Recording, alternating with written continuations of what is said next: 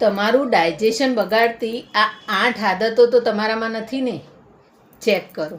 તમે શું ખાઓ છો એ જ મહત્ત્વનું નથી, તમે ખાધા પછી શું કરો છો એ પણ એટલું જ મહત્ત્વનું છે. તમારી કેટલીક આદતો તમારા ડાયજેશનને ધીમે ધીમે બગાડી રહી છે.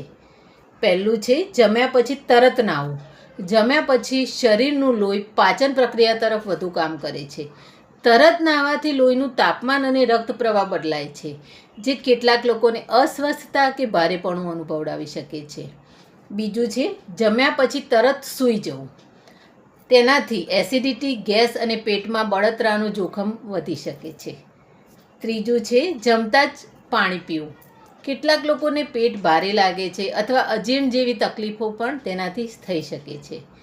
ચોથું છે ખોરાકને યોગ્ય રીતે ન ચાવવું. પેટ પાસે દાંત નથી, ચાવવાનું કામ મોંમાં જ પૂરું થઈ જવું જોઈએ.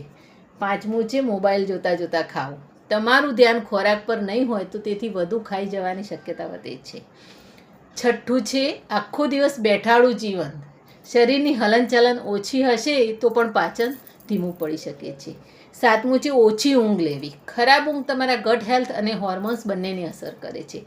8 છે સતત તણાવમાં રહેવું. તમારું મગજ અને તમારું પેટ સીધી રીતે જોડાયેલા છે. સ્ટ્રેસ વધે તો ડાયજેશન પર પણ અસર પડે છે.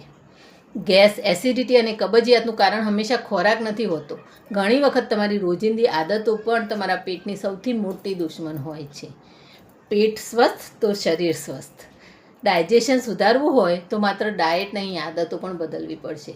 આમાંથી તમે કઈ ભૂલ રોજ કરો છો મને કોમેન્ટમાં જરૂરથી બતાવશો. Thank you.